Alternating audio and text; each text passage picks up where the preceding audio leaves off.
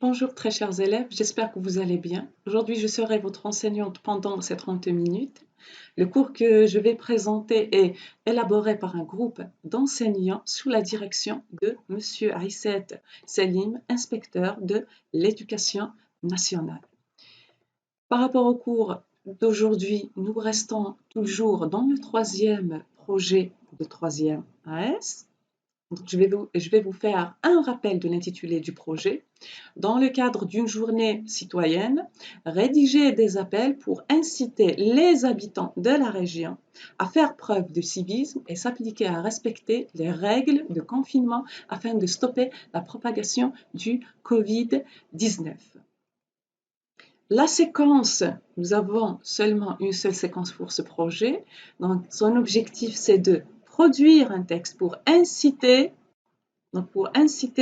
le destinataire à agir. C'est-à-dire à la fin de cette séquence, chers apprenants, vous serez capables de rédiger un texte exhortatif ou bien l'appel. Donc, la compétence, par rapport à la compétence, aujourd'hui nous allons aborder une nouvelle compétence. Durant les cours précédents, vous avez travaillé la compétence de la compréhension de l'écrit. Aujourd'hui, on va faire la production de l'écrit. Donc, vous savez bien, au bac, vous allez travailler ces deux compétences. Dans le sujet du bac, vous avez d'abord la compréhension de l'écrit, où vous allez répondre à des questions et des consignes qui vont travailler votre compréhension du texte. Et vous avez la deuxième étape qui est la production de l'écrit, où vous avez généralement deux sujets au choix. Donc, le premier sujet, généralement, c'est une technique d'expression. Et vous avez aussi la production libre. Donc, aujourd'hui, nous allons travailler la technique d'expression qui est le compte-rendu objectif. Le texte que nous allons utiliser ou bien exploiter pour ce cours, c'est le texte que vous aviez fait durant le premier cours. Son titre est « Appel pour un cessez-le-feu mondial », déclaration de presse du secrétaire général de l'ONU, Antonio Guterres. Donc, notre objectif aujourd'hui, les apprenants seront capables de rédiger un compte-rendu objectif d'un texte exhortatif afin d'informer leurs camarades de classe. Donc, bien de savoir tout simplement rédiger le compte-rendu objectif d'un texte exhortatif. Pour cela, je vous propose un sujet, donc un sujet de rédaction. On va ensemble essayer de rédiger le compte-rendu objectif du texte Appel pour un cessez-le-feu. Donc, je vous propose déjà le sujet de rédaction. Je vous le lis. Votre camarade de classe n'a pas pu visionner la vidéo du cours 1 vu que sa connexion est lente. Lors de ses révisions, il vous sollicite sur votre Messenger pour lui faire part de l'essentiel de l'information contenue dans le texte proposé. Pour cela, faites le compte-rendu objectif du texte, appel pour un cessez-le-feu mondial pour aider votre ami à rattraper le cours. Donc, vous imaginez que l'un de vos camarades ou bien de vos amis n'a pas pu regarder la vidéo du premier cours. Donc, soit qu'il n'a pas de connexion ou bien sa connexion est lente. Là, il vous demande de l'aider à savoir de quoi parle-t-on dans le texte, dans le premier texte qu'on a travaillé.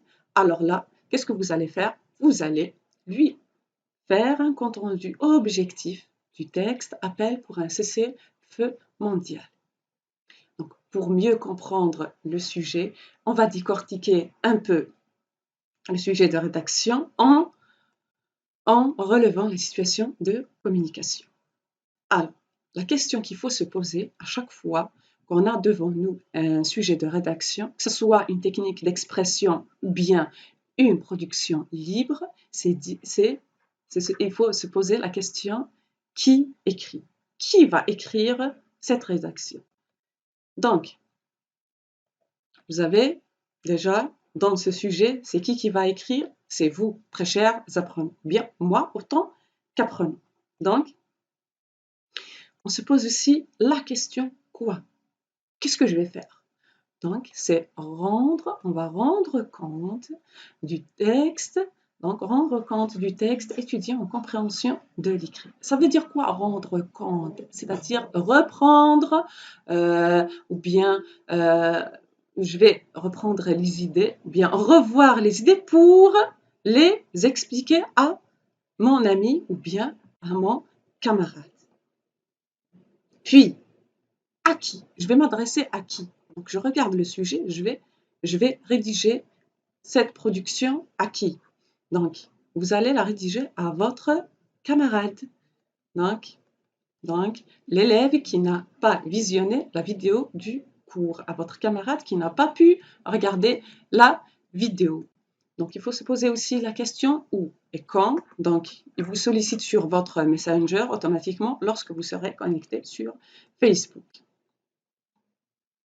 Et on se pose aussi la question comment? Je vais rendre compte de l'essentiel de l'information du texte comment? Je vais rapporter ces idées comment? Je vais reprendre les idées du texte comment? Eh bien, avec, regardez bien, faites le compte-rendu objectif. Donc, en rédigeant le compte-rendu objectif, donc sous forme d'un compte-rendu objectif. Et pour finir, il faut se poser toujours la question pourquoi je rédige? Dans quel but? Donc, dans le but d'informer du contenu du texte. Voilà, donc on va faire un récapitulatif de tout ça. Donc, qui va écrire? C'est moi en tant qu'apprenant. Donc, je vais écrire à qui? À mon ami. Qu'est-ce que je vais faire? Je vais rédiger un compte-rendu objectif pour l'informer du contenu du texte. Appel pour un cessez-le-feu mondial. Alors, vous allez me dire, qu'est-ce que ça veut dire un compte-rendu objectif? Donc, pour certains, je sais bien, vous l'avez fait déjà en deuxième AS, vous avez travaillé cette technique d'expression et vous l'avez aussi travaillé durant les objets d'études précédents, à savoir le texte historique et le débat d'idées. Mais on va faire quand même un petit rappel du compte-rendu objectif. C'est quoi un compte-rendu objectif? Regardez bien, le compte-rendu objectif, tout comme le résumé, vise à reprendre les idées essentielles d'un texte dans un style personnel, c'est-à-dire avec ses propres mots à une personne qui ne l'aurait pas lu. Pour faire un compte-rendu, qu'est-ce que je dois faire? Déjà, il faut bien comprendre les informations du texte. Comment je vais bien comprendre? Comment je vais comprendre les textes d'une manière précise? Il faut lire le texte plusieurs fois. Il faut lire le texte pour bien comprendre les informations données dans le texte.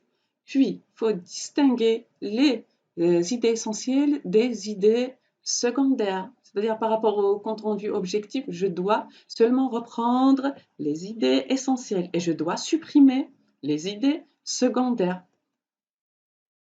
Et aussi, vous devez reformuler les idées du texte avec ses propres mots.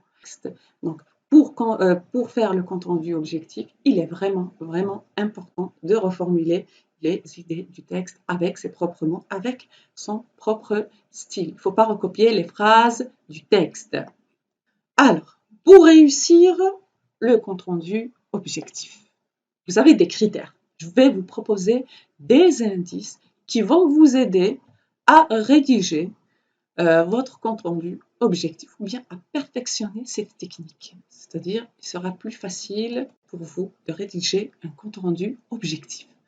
Donc, déjà, il faut se focaliser sur la forme de votre compte-rendu objectif. Il faut respecter la structure du compte-rendu objectif.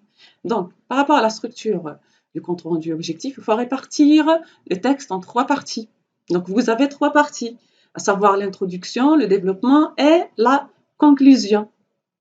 Il faut respecter l'alinéa. Il ne faut pas oublier que chaque fois que je passe à une autre étape, ou bien que je passe à un autre paragraphe, je dois laisser l'espace, je dois laisser un espace pour commencer le nouveau paragraphe. C'est ça l'alinéa.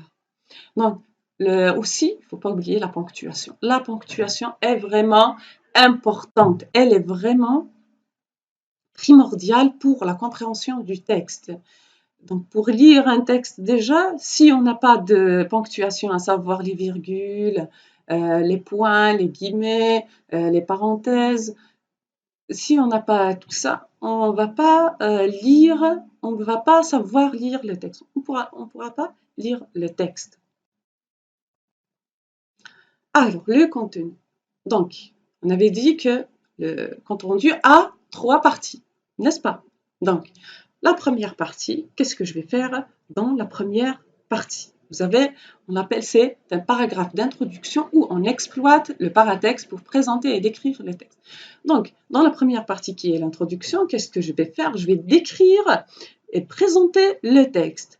Pour ce faire, qu'est-ce que je vais utiliser? Je vais utiliser le paratexte. Ça veut dire quoi le paratexte? C'est tout ce qui entoure le texte, à savoir le titre, le chapeau, la source, la forme elle-même du texte aussi, combien de paragraphes il a, et par rapport parce qu'il y a des textes qui sont en colonne par exemple, sa forme déjà, on doit tout mentionner dans l'introduction. Donc regardez bien, donc, par rapport à la première partie, déjà il faut mentionner le titre du texte. Vous avez aussi le nom de l'auteur, généralement que vous trouverez à la fin du texte.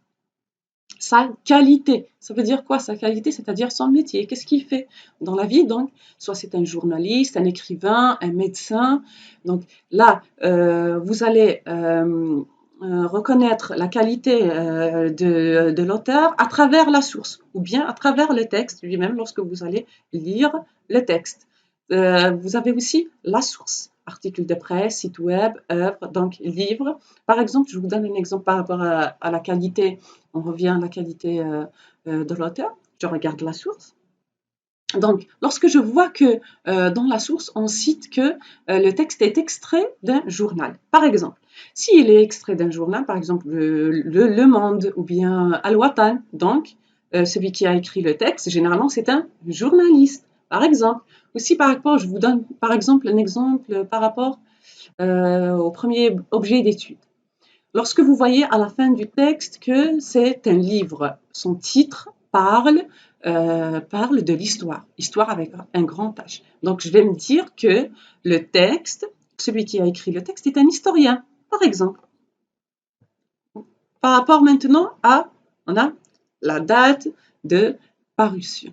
Vous savez, la date de parution, vous l'avez généralement à la fin du texte. Aussi, qu'est-ce que je dois mentionner? Je dois mentionner le thème traité dans le texte. De quoi parle le texte? Je dois dire le sujet dont parle, je dois mentionner le sujet dont parle le texte. Voilà, par rapport à la première partie. Maintenant, on passe à la deuxième partie.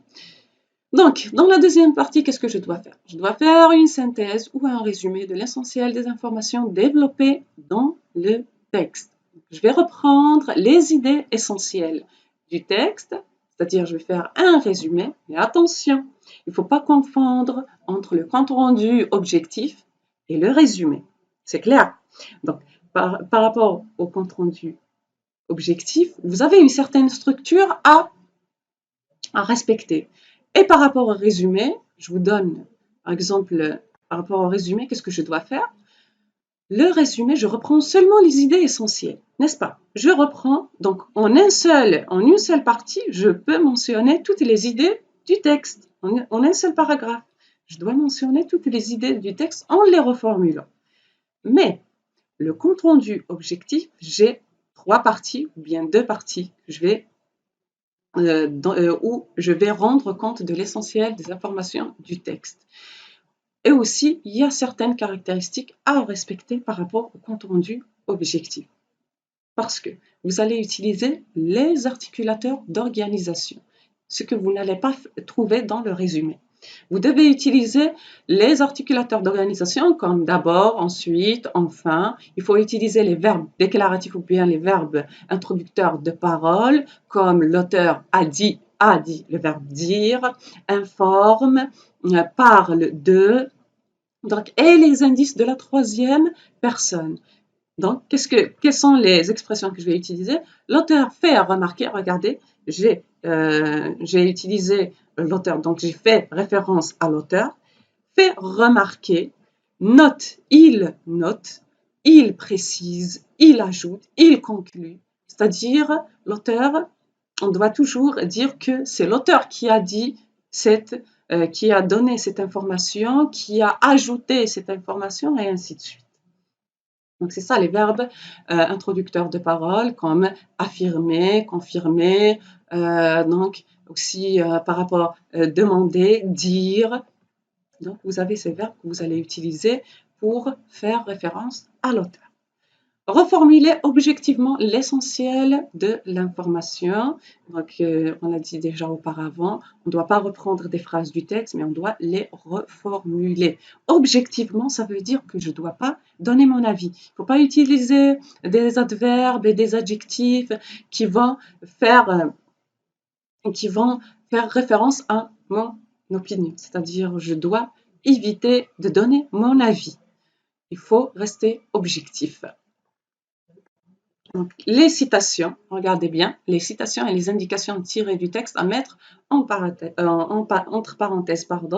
Donc, ça veut dire quoi? C'est-à-dire que lorsque, par exemple, vous avez une idée qui vous plaît, une idée qui a attiré votre attention, et vous voulez la partager avec votre ami, une phrase qui vous a vraiment marqué, vous pouvez la reprendre en la mettant entre parenthèses. Pourquoi entre parenthèses? Parce que ce n'est pas votre phrase, c'est la phrase de l'auteur ou bien c'est la phrase du texte. Très bien. Donc maintenant, on passe à la troisième partie. Qu'est-ce que je vais faire dans la troisième partie? Je vais formuler la visée communicative de l'auteur. Ça veut dire quoi, la visée communicative? Ça veut dire l'intention de l'auteur, c'est-à-dire pourquoi il a écrit ce texte, dans quel objectif. Dans quel objectif il a écrit ce texte. Et je vais la formuler, bien sûr, objectivement. Je ne dois pas donner mon avis. N'oubliez pas que c'est le compte rendu objectif. Vous pouvez donc la formuler, votre visée communicative, en 2 phrases ou 3 phrases, avec une petite expansion sémantique, c'est-à-dire en rajoutant quelques informations par rapport au texte. Toujours. Par rapport au texte, il faut, donc, avant d'oublier, par rapport à la visée communicative. Vous pouvez, parce que certains ont l'habitude de travailler seulement 2 parties, à savoir l'introduction et le développement. Je parle toujours du compte rendu objectif. Donc, d'habitude, on ne travaille pas la 3e partie, alors que c'est une étape vraiment importante du compte rendu. Pour ceux qui ont l'habitude de la travailler en 2 parties seulement, vous pouvez reprendre la visée communicative ou bien l'insérer, c'est-à-dire vous n'allez pas écrire, vous n'allez pas rédiger la 3e partie, mais vous devez prendre la visée communicative et l'insérer dans l'introduction, c'est-à-dire à la fin. Par exemple, j'ai cité le thème traité dans le texte, juste après, je mentionne la visée communicative du texte. Ou bien vous pouvez l'insérer dans le développement, comme vous voulez. Maintenant, il nous reste la langue comme critère de réussite. Très chers élèves, évitez de faire trop de fautes d'orthographe. Donc, il faut relire plusieurs fois votre compte rendu pour éviter certaines fautes d'orthographe. Formulez des phrases correctes. Essayez de formuler des phrases correctes. Comment? C'est-à-dire, vous pouvez rédiger seulement des phrases très courtes, sujet, verbe, complément, et vous arrêtez. Et vous passez à autre chose, et ainsi de suite. Évitez de rédiger des phrases trop longues.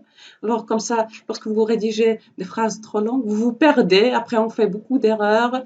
Donc, c'est mieux de rédiger des phrases très courtes pour les formuler correctement.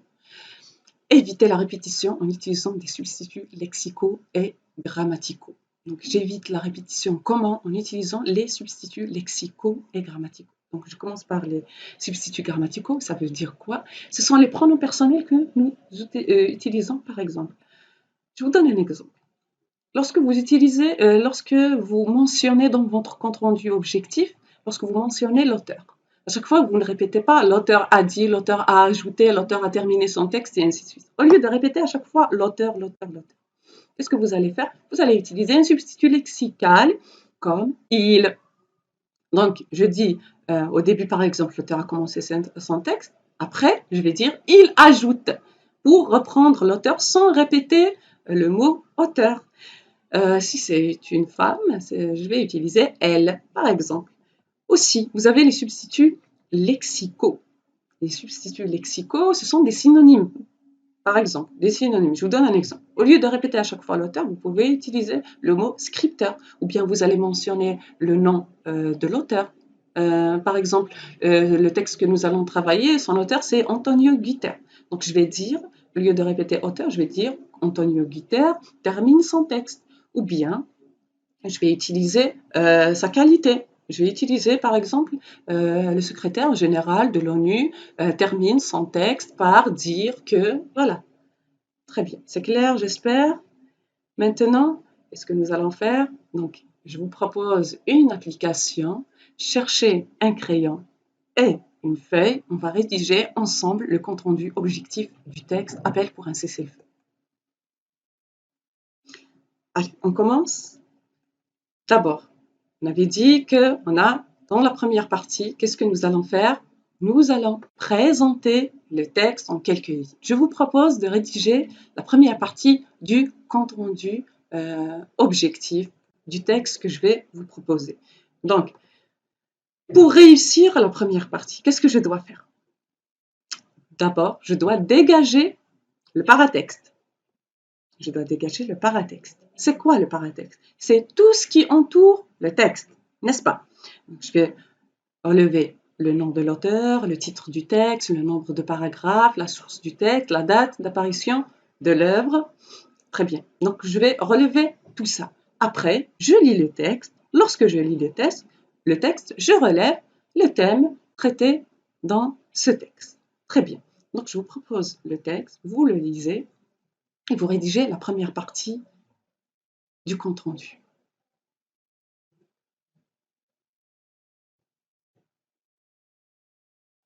Alors, mes très chers élèves, vous avez rédigé la première partie. Maintenant, nous passons à la deuxième partie. Alors, qu'est-ce que je vais faire dans la deuxième partie? Je dois reformuler les idées essentielles du texte en utilisant le pronom il et les verbes introducteurs de parole pour faire référence à l'auteur. N'oubliez pas. Donc, qu'est-ce que je vais faire? Je vais vous aider un peu. Chaque paragraphe introduit une idée. Ainsi, trouver le plan détaillé du texte permet de mieux reformuler les idées essentielles du texte. Qu'est-ce que vous allez faire? Vous allez lire chaque paragraphe et retrouver l'idée essentielle de chaque paragraphe. Vous avez l'habitude de faire le plan détaillé. Déjà, vous l'avez fait en première S, le plan détaillé du texte. Donc, relevez l'idée essentielle de chaque paragraphe. Et qu'est-ce que je vais faire? Je vais les reformuler. Bien sûr, je ne vais pas reprendre les phrases du texte. Chaque idée reformulée doit être introduite par un verbe déclaratif. Donc, je ne reprends pas seulement les idées, je dois les introduire par un verbe déclaratif, c'est-à-dire ajouter, informer, annoncer, c'est-à-dire l'auteur ajoute que ou bien informe que, après je mentionne l'idée essentielle. Afin d'avoir un texte cohérent, on doit utiliser des connecteurs logiques. Donc, évitez de reprendre des phrases du texte. Je vous l'ai dit déjà auparavant, il faut reformuler les idées du texte. Il faut éviter de recopier des phrases du texte. Alors, on revient au texte et je vous laisse le temps de rédiger votre deuxième partie, la deuxième partie de votre compte rendu objectif.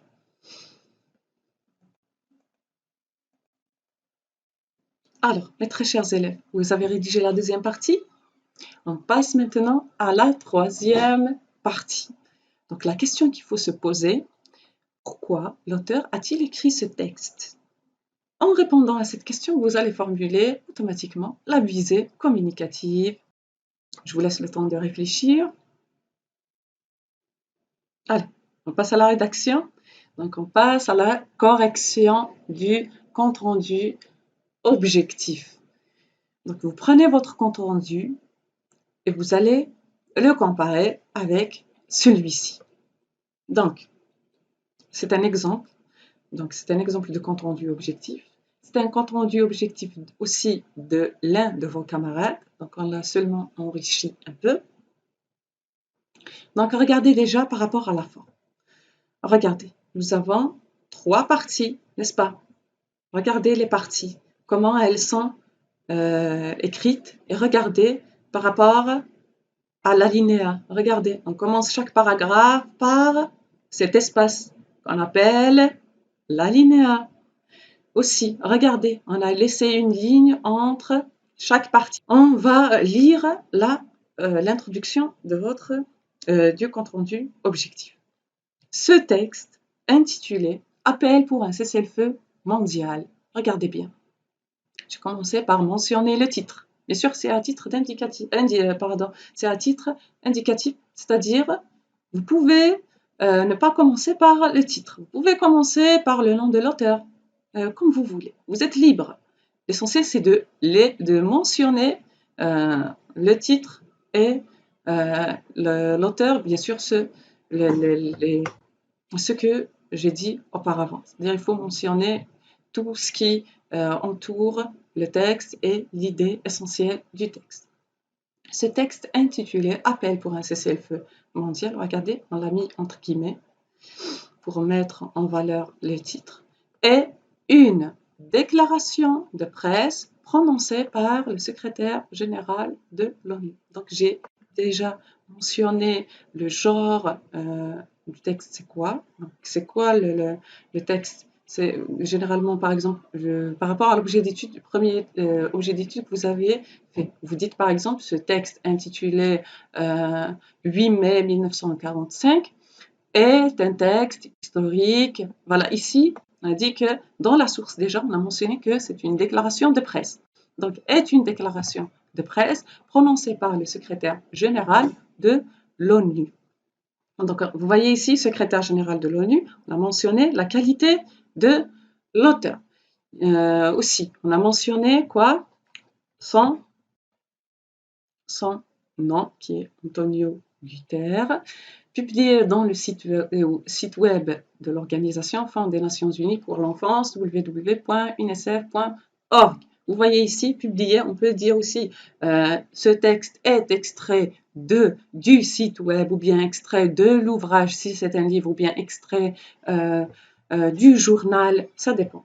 Donc, je peux aussi utiliser publié dans le site web de l'Organisation Fonds des Nations Unies pour l'enfance, www.unicef.org, le 23 mars 2020. Donc ici, j'ai mentionné aussi la date de parution de cette déclaration. Très bien. Maintenant, ça, c'est par rapport au paratexte, n'est-ce pas?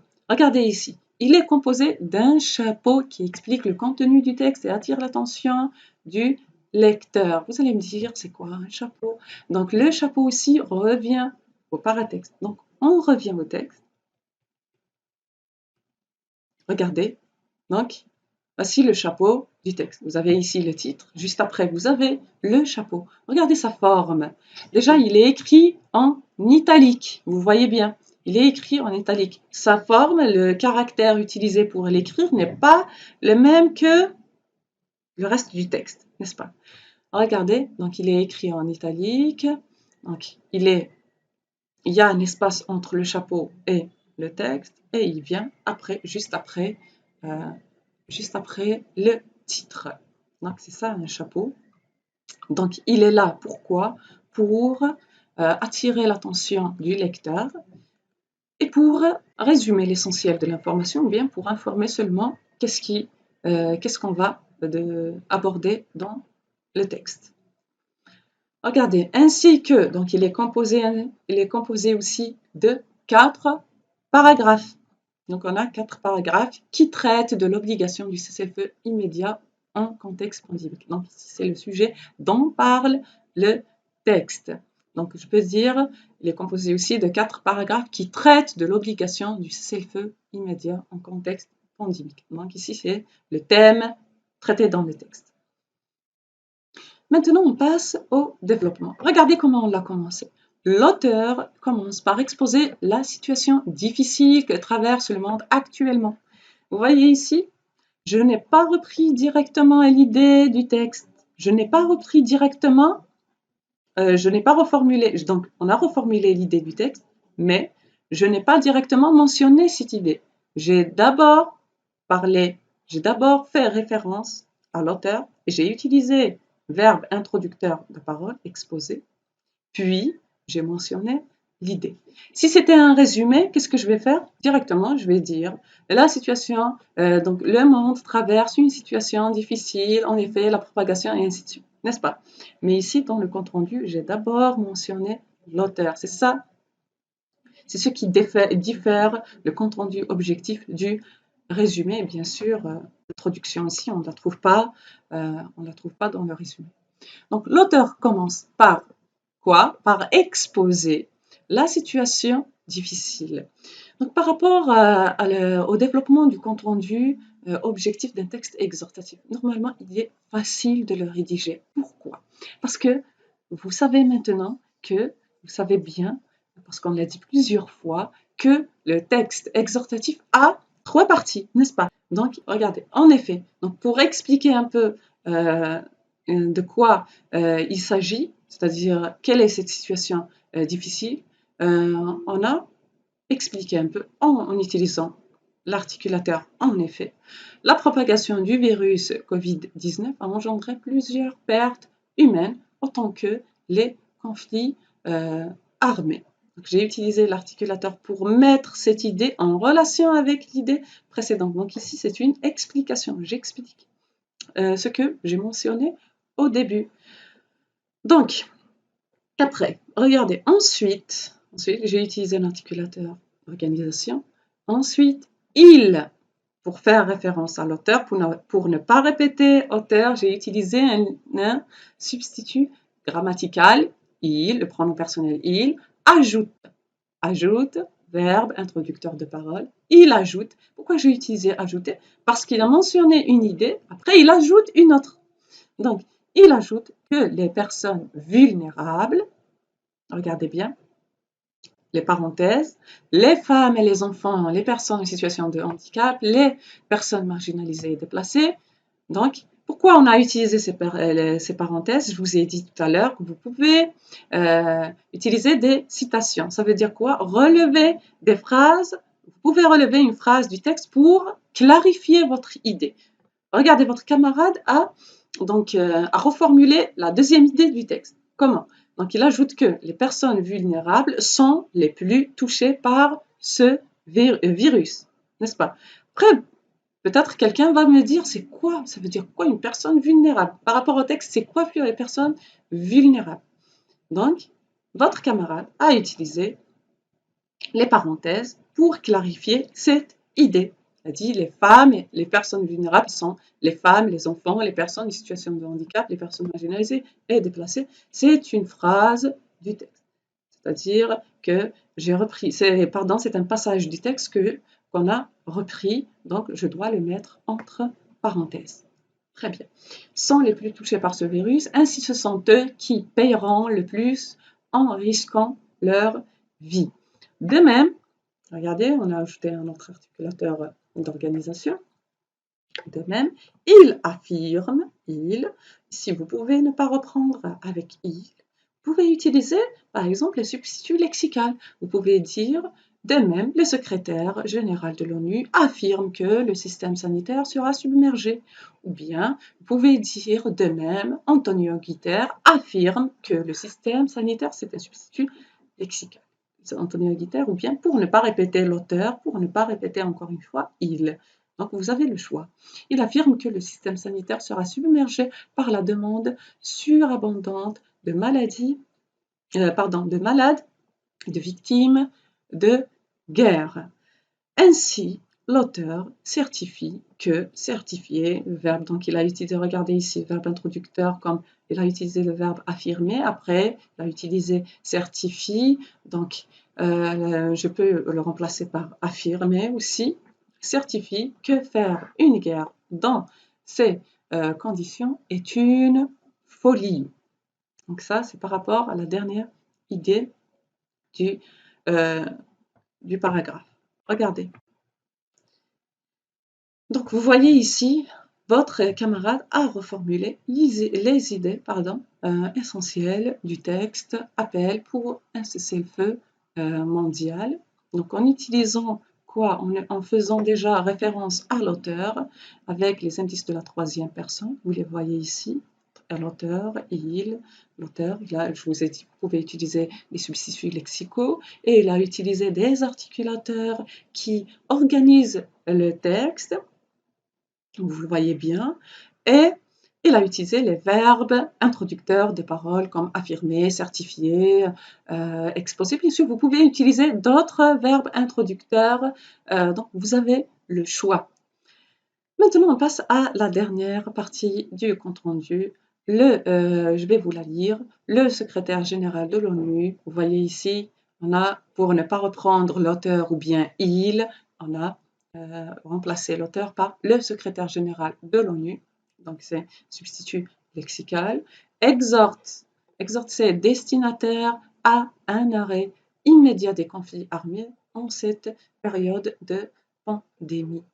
Donc, dans cette dernière partie, qu'est-ce que nous avons fait? Nous avons dégagé, bien nous avons formulé la visée communicative du texte, c'est-à-dire pourquoi l'auteur a écrit ce texte. Il l'a écrit pour exhorter ses destinataires ou bien les pays en conflit à arrêter immédiatement les conflits armés. Très bien. Donc, sur ce, j'espère que vous avez compris que vous saurez dorénavant rédiger le compte-rendu objectif du texte.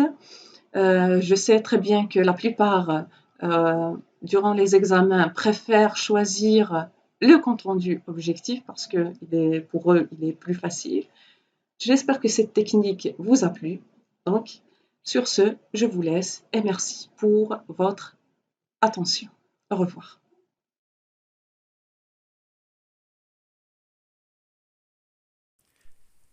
شكرا على المشاهدة. لا تنسوا الاشتراك في القناة، الضغط على الجرس، الإعجاب بالفيديو.